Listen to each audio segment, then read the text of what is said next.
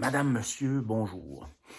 Je sais pas comment vous sentez ça, vous autres, mais moi, maudit que je suis content que les décorations de Noël soient mises de bonne heure cette année. Tu sais, on ne sait pas encore vraiment qu'est-ce qu'on va faire à Noël. On sait que ça va être un temps compliqué. Puis on sait qu'il va y avoir une grande partie de la population qui va ressentir énormément de solitude. On va s'ennuyer les uns des autres. On va trouver ça plate d'être séparés les uns des autres. Beaucoup plus en tout cas que d'habitude. Il y a plein de parties qui vont manquer dans notre horaire. On va se sentir mal au moment de voir des gens. Ça va être un bizarre de Noël.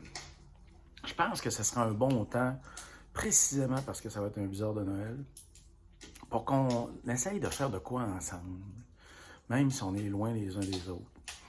Moi, j'ai eu l'occasion de goûter à ça cette session-ci avec mes étudiants, parce que ensemble, ils ont fabriqué avec Karine Routier, des butineurs, ben, ils ont fabriqué un jeu de cartes que je suis super content de les avoir vus faire. T'sais, ils ont vraiment fait quelque chose de super beau ensemble, même sans se rencontrer. Puis ça, je suis vraiment super content de ça. Ça me montre que ça se peut. Puis là, ben, ça donne que ce jeu de cartes-là, il parle des espèces vivantes qui peuvent exister sur notre territoire et qui peuvent être intéressantes à butiner pendant l'été. T'sais. Puis là, on rentre dans l'hiver, ça fait que, tu sais, on pourrait penser que c'est le temps de faire notre deuil un peu de ce jardinage-là qui nous fait tant triper pendant l'été.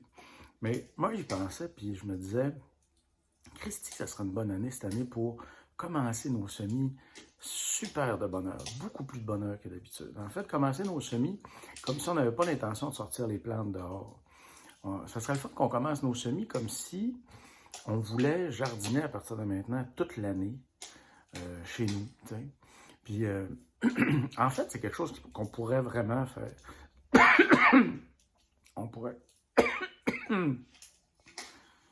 on pourrait réellement se faire un super jardin tout ensemble cette année.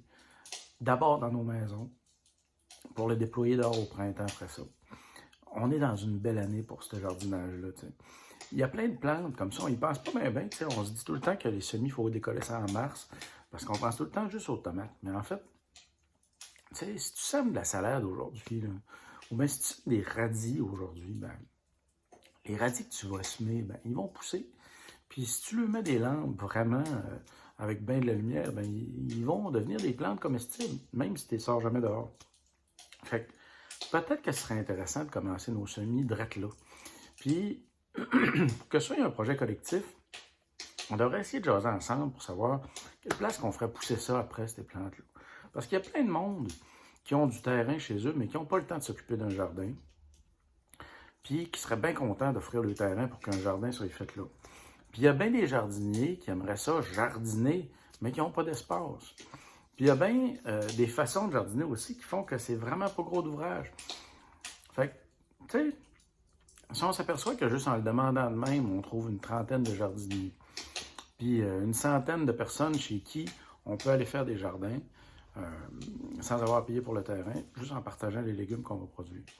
Ben, tu sais, moi, dans une situation comme celle-là, je pense à plein d'étudiants qui arrivent de partout sur la planète puis qui n'ont pas de terrain ici, ou plein de monde qui vivent en appartement, qui ne pourront jamais avoir de jardin s'ils attendent de pouvoir en faire un à côté de leur appartement. Tu sais. Du monde qui vit en chambre.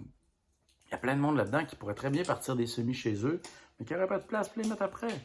Fait que là, ce serait le fun qu'en commun, on réfléchisse à ça, à tous les espaces que tout ce monde-là, qui peuvent faire gratuitement des jardins, il faudrait qu'on réfléchisse ensemble à tous les espaces où ils pourraient jardiner gratuitement. Puis, il faudrait qu'on fasse grandir comme ça l'espèce de spot sur lequel on peut butiner pendant tout l'été avec une organisation comme les butineurs. Parce qu'en fait, on peut aussi avoir plein de monde qui vont bénévolement venir pour ramasser les fruits, puis les plantes nourricières, puis les légumes qu'on va faire pousser comme ça. Puis qui vont en faire bénéficier les organisations ici. Donc en fait, quand on y pense un petit peu, on pourrait, drette là, se partir un super gros jardin dans toutes nos maisons réunies. Même si on ne se voit jamais.